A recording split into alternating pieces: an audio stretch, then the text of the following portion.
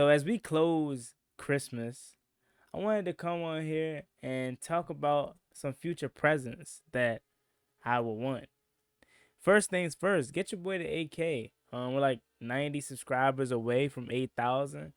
And secondly, Micah Parsons being a Washington Commander in about a year or two. I tell y'all this every time we talk about Micah Parsons, but I think it's gonna come true because he loves Dan Quinn so much so that he just explained that him and Dan Quinn talked the week of their Bengals loss, the Cowboys that is, and he just was raving about how much he loves Jayden Daniels and how much we got a superstar in five. So let's talk about it. Off Bill, left. What I want? Get back slow, I love the way she rockin' it. I love the way she move it, shake it on me. When she cry for him, Shawty is the winner. You can tell that Shawty's no beginner. She's confident. I love the way she move it. YouTube, what's going on? It's Juan Gotti here. We have the Washington Commanders video, and in today's video, I'm coming on here with a video where we're going to be talking about Micah Parsons of the Dallas Cowboys telling us that he just had a recent call with Dan Quinn and basically just raving and rapping about how good Jayden Daniels is. So without further ado, let's get straight into today's video. What we do, make sure you guys go down below, leave a like on this video, subscribe to the channel if you are new, turn on post notifications so you get notified when I upload new videos like this to the channel. We're on the road to 8,000 subscribers, so we greatly appreciate it if you haven't reached that goal as soon as possible. Thank you so much. Let's get straight into today's video. So as you heard me before, super close to 8,000. So if you can help me get there literally by the end of the week or so, it'll be great. We're that close. But Micah Parsons, we know every single time he gets on this podcast, he always mentions in the Washington Commanders or Jayden Daniels and Dan Quinn. And I genuinely think Micah Parsons wants to be a Washington Commander. Not just because of JD5. I think it's really because of Dan Quinn. I think I know for a fact he really loves Dan Quinn. He loves to play for Dan Quinn. In the clip that I'm about to show you guys, he said Dan Quinn is like an uncle to him. It's like a minute 45-second clip.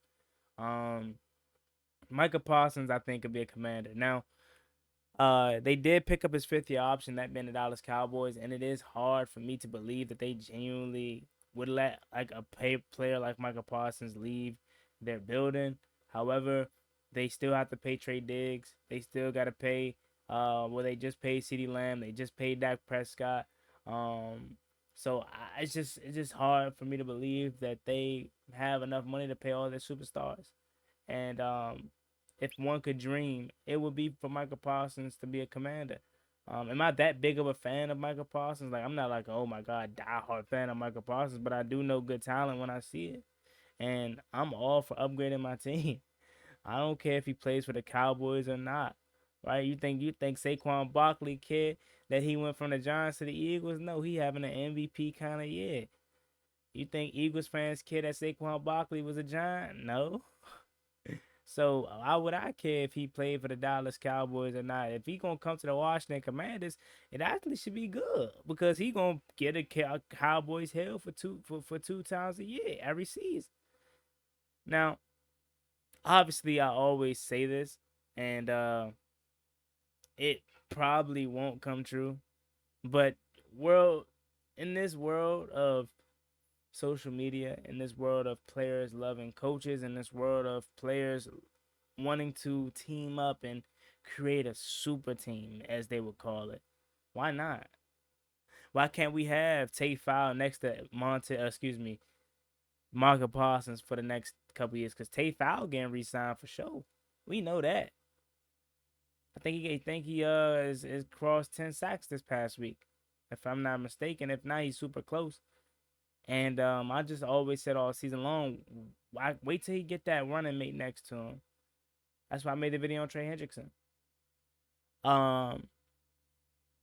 Dan Quinn is here. Cowboys former defensive coordinator.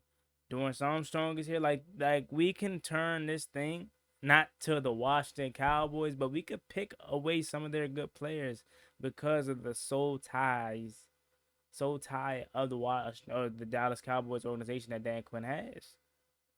But I'm gonna let you hear what Micah Parsons had to say, and I'm gonna jump back in after he wraps up what he had to say.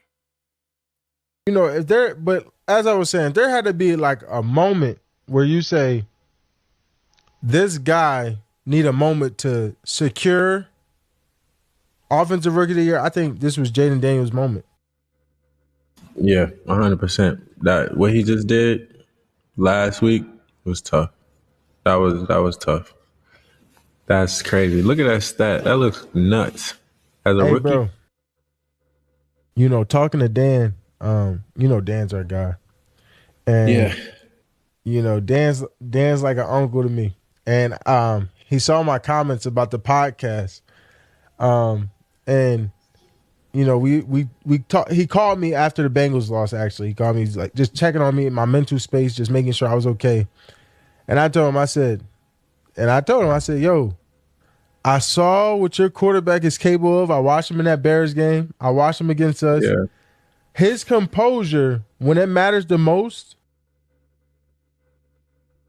And we talked. He called what your quarterback is capable of. I watched him in that Bears game. I watched him against us. yeah, His composure when it matters the most, he has it. I see it. Like he's fearless. yeah.